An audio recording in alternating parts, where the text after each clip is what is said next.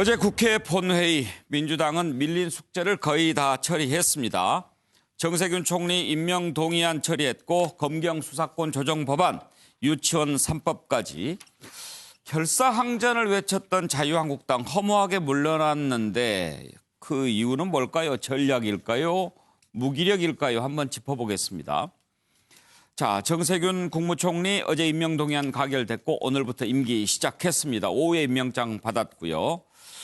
선거법 공수처법에 이어서 검경 수사권 조정안 그리고 유치원 3법 통과해서 패스트트랙 법안 모두 다 정리가 됐습니다. 기념사진 찍는 박용진 의원 오랜만에 활짝 편 얼굴 볼 수 있네요.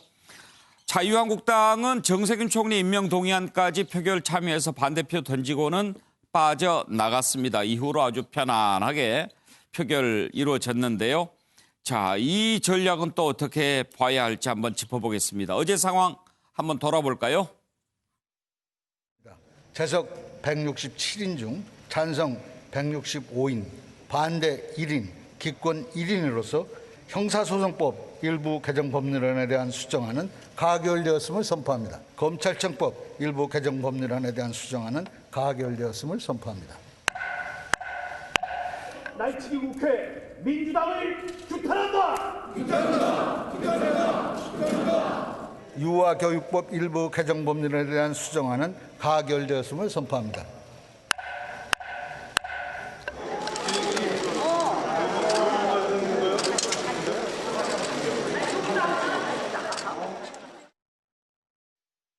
민주당이 검경 수사권 조정 법안을 날치기 처리하고 나서 축배를 들었다고 합니다. 저들이 지금 변사또처럼 잔치를 벌이며 웃음소리를 높이고 있지만 그들의 눈에서 피눈물을 흘릴 날이 도래하고 말 것입니다. 춘향전에 나오는 가성고처 원성고를 기억하시기 바랍니다. 자, 장성철 소장. 네.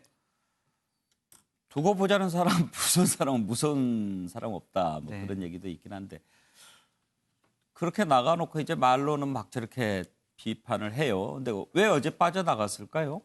그런 것에 본인들이 참여하는 근거를 남기고 싶지 않다. 이 정권이 수적 우위를 통해서 밀어붙이게 했다. 그러한 것을 국민들께 고발하겠다라는 심정이었던 것 같고요. 예. 지난 4월 달에 패스트트랙 법안들이 상정이 되고 난 후에 한국당이 했던 일은 세 가지였습니다.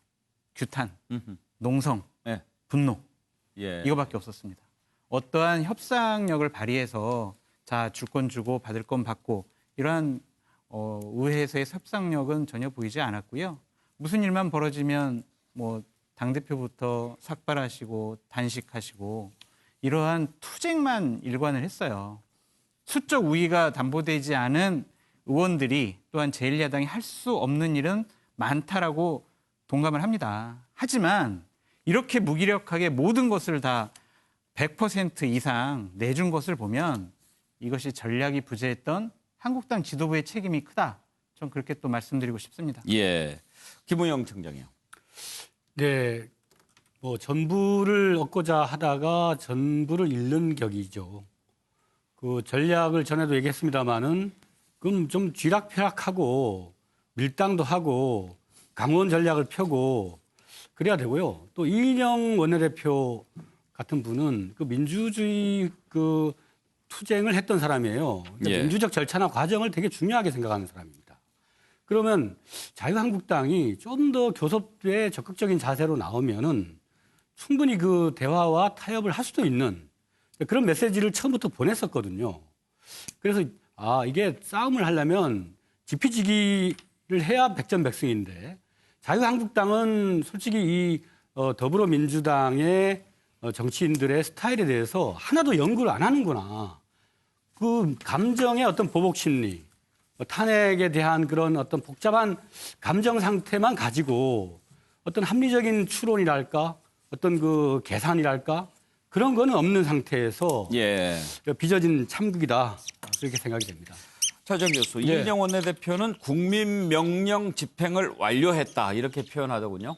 그렇죠. 뭐 지금 그러니까 집권 여당의 입장에서 보면 사실 그러니까 지난 대선 때 내걸었던 공약을 실천을 했기 때문에 어떻게 보면 민심의 명령에 충실했다고 자부할 수 있겠죠. 역으로 이야기하면 자유한국당 입장에서는 사실 어떻게 보면 민심을 얻지 못했기 때문에 저는 실패했다는 생각이 듭니다. 앞서 우리 지금 그 장 소장께서 말씀하신 협상을 통해서 실리를 챙길 수도 있고 또 반대로 상당히 전면적인 투쟁을 할 수도 있죠. 그런데 문제는 전면적인 투쟁을 할 때는 민심이 뒷받침되어야 되어야 된다는 거죠. 안 그러면 지금 의회 내에서 수적 열세를 갖고 있기 때문에 장애 투쟁을 하고 강경 투쟁을 할 때 민심을 업을 경우는 충분히 그걸 관찰할 수 있지만 그렇지 않을 경우에는 오히려 그것이 독이 될 수 있다는 겁니다. 사실 많은 국민들이 봤을 때 자유한국당의 그러한 투쟁 방식에 대해서 불가피한 측면도 있다고 생각했겠지만 그러나 우리가 지금 사회에 당면하고 있는 여러 가지 개혁적 과제들, 예를 들면 검찰의 문제, 검경 수사권의 조정의 문제, 고위공직자의 부패 문제 이런 부분에 대해서 어떤 식의 개혁은 필요하다고 많은 사람들이 느끼고 있는데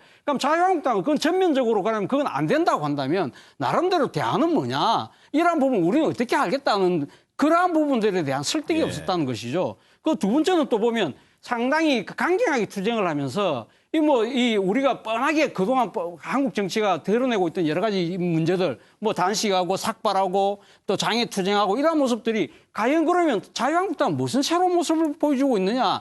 다 똑같은 XX 아니냐? 정치의 혐오와 불신을 오히려 더함으로써 자신들에게 덕이 되지 못했다는 것이죠. 그리고 또 하나는 자유한국당이 이 장애 투쟁하는 과정에서 과연 저 사람들은 그러면 저렇게 말할 자격이 있어? 왜? 그동안 정권을 왜 뺏겼습니까?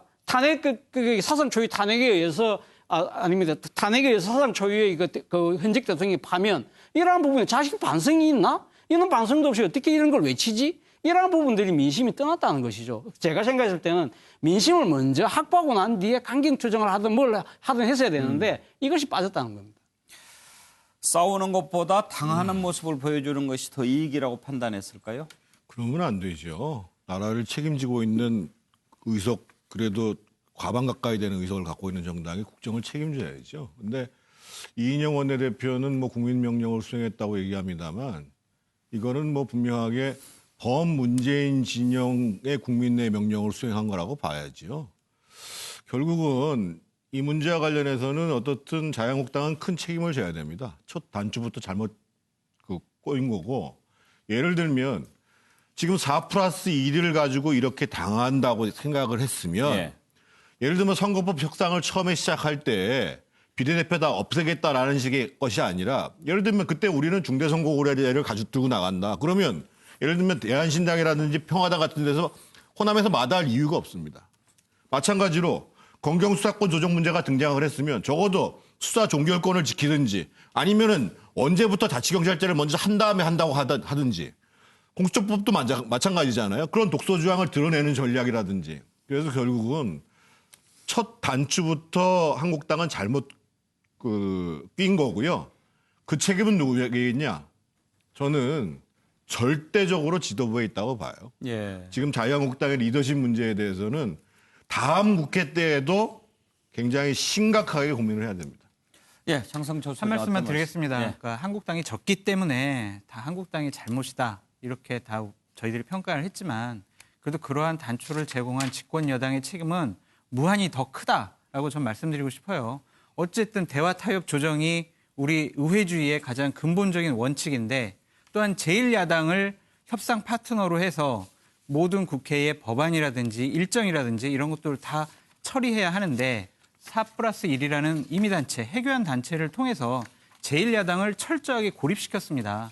물론 한국당에서 어느 정도 협상력을 발휘하지 못한 부분도 있지만 협상을 안 하겠다는 사람을 끌고 와서 협상 테이블에 앉히는 것조차 집권여당의 책임이고 의무라고 생각합니다. 그렇기 때문에 이 민주당이 수적 우위로 이번 의회를 이렇게 파탄시킨 것 자체는 나중에 큰 역사적인 평가를 받을 것이다. 전 그렇게 말씀드리고 싶습니다. 나중까지 가겠습니까? 이제 딱 석 달 남았습니다. 네. 예. 4월 15일 날 석 달 뒤에 국민들이 심판하실 무서운 거라고 봅니다.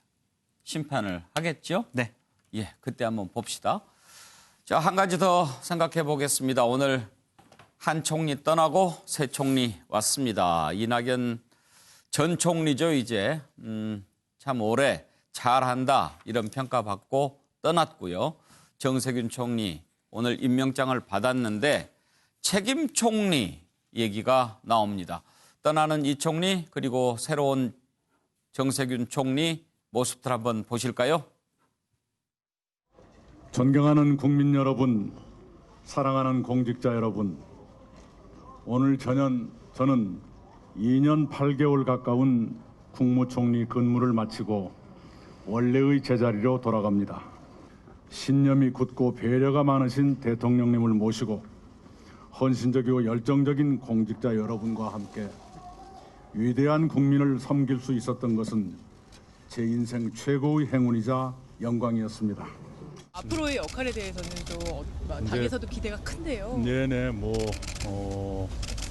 서서히 나오겠죠. 제가 계획 세우기는 어렵고요. 당에서 뭔가 계획을 하지 않겠나요? 내일 9시까지 당사에 나오라고 연락을 받았어요. 처음으로 백수다운 백수가 되나 했더니 그것도 못하게 하네.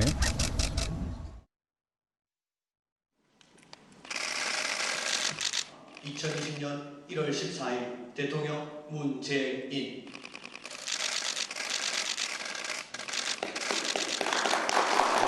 제가 총리님을 후보로 이렇게 모시게 된 것은 지금 우리의 어떤 정치 상황 속에서 이 총리님만한 책임자가 없고 또 제가 총리님을 통해서 이루고자 하는 가치가 그런 상권 분립에 대한 논란보다 훨씬 더 중요하다고 생각했기 때문입니다.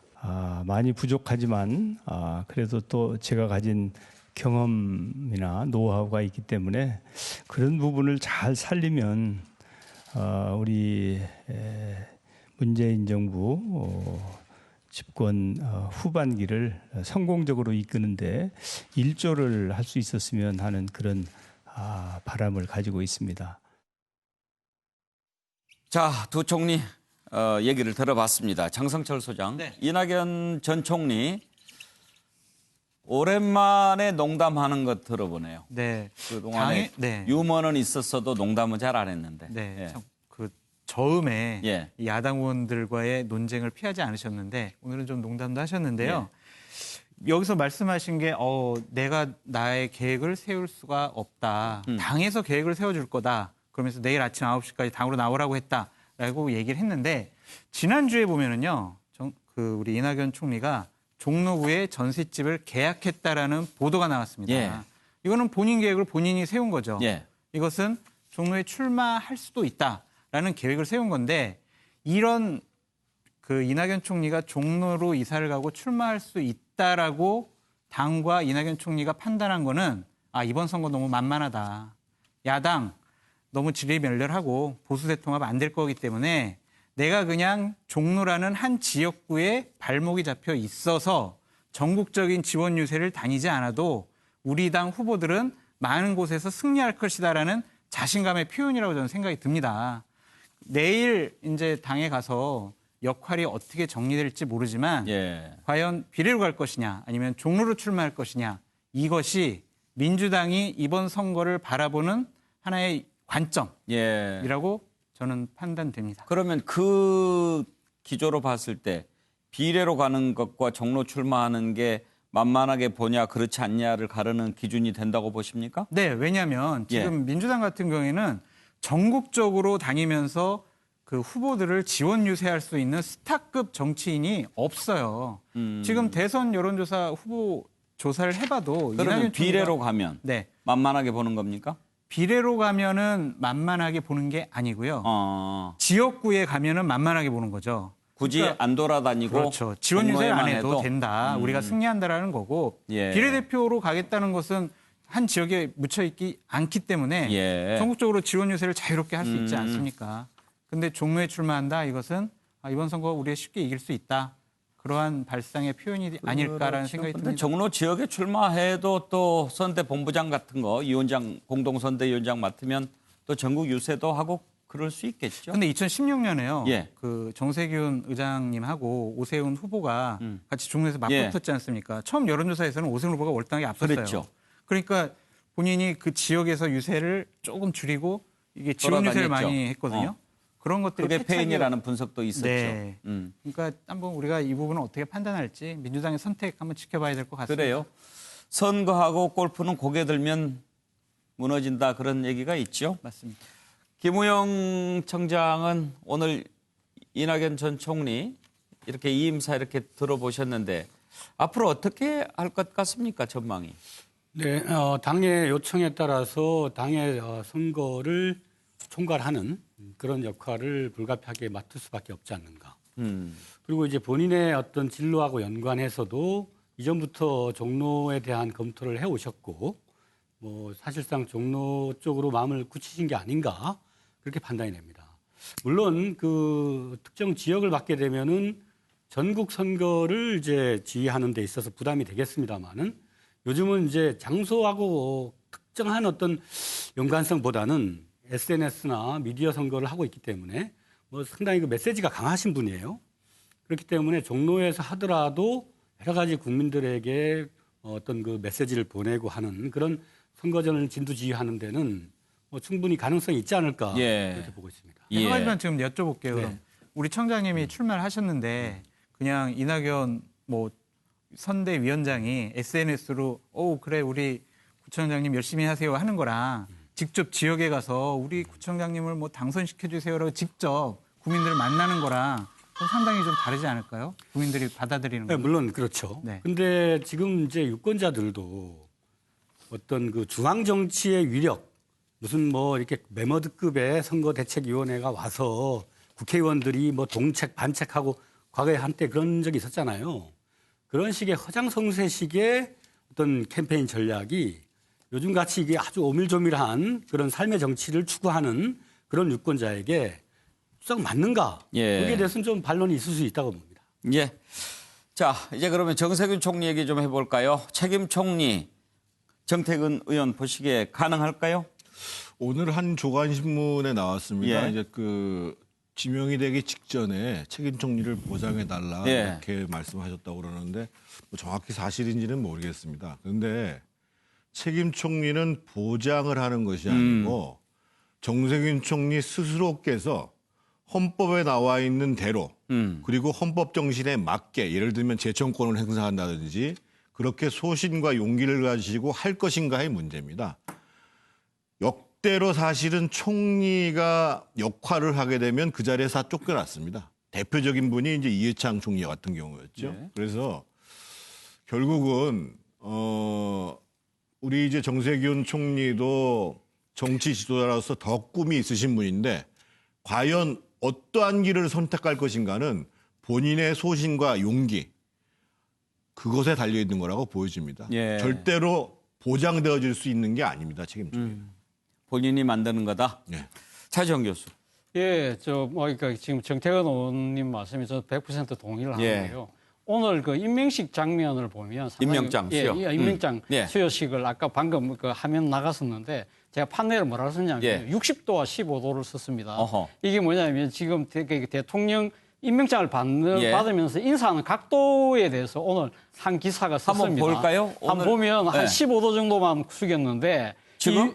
이 장면이 그러니까 한 15도로 지금 언론은 이렇게 평가 각도로 40도는 넘어 보이는데요. 그래 했는데 사실 그 이전에 이낙연 총리가 임명장 받을 때는 60도 가까이에서 상당히 많이 숙였거든요. 그게 상당히 그때 그 해자가 됐었는데 그러니까 지금 두 명의 총리 임명장을 받는 장면 자체가 벌써 다르잖아요. 인사의 각도 자체가 다르다는 거죠. 그러니까 그만큼 어떻게 보면 그 오늘 뭐 대통령께서 그 기자회견하면서 그 이야기를 했습니다.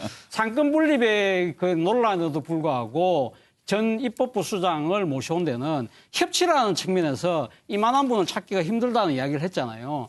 그렇다고 한다면 상당한 아마 실질적인 여러 가지 그러니까 권한을 넘겨줄 수밖에 없다. 대통령 입장에서는 어떻게 보면 사실 내치 그리고 더 나아가서는 정치라는 부분은 이 지금 책임 총리라고 일컬어질 수 있는 그러니까 정세균 총리에게 넘기고 본인은 어떻게 보면 좀 외치 쪽에 상당히 아마 초점을 맞추겠다는 의미인 것 같습니다. 그런데 이러한 그 대통령의 구상 자체는 아마 정세균 총리 입장에서도 그렇게 나쁘진 않을 거라고 봐요. 본인 입장에서는 아마 이 지금 오늘 총리직 자체가 자신의 마지막 공직이라고 생각하시지 않는 것 같거든요.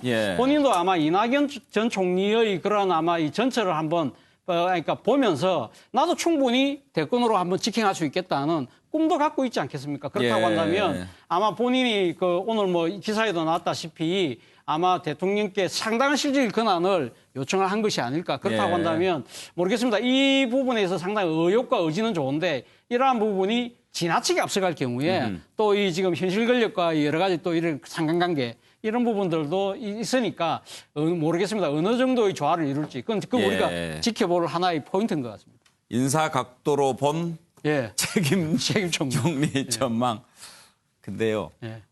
60도로 해서 길게 간 거 아닐까요?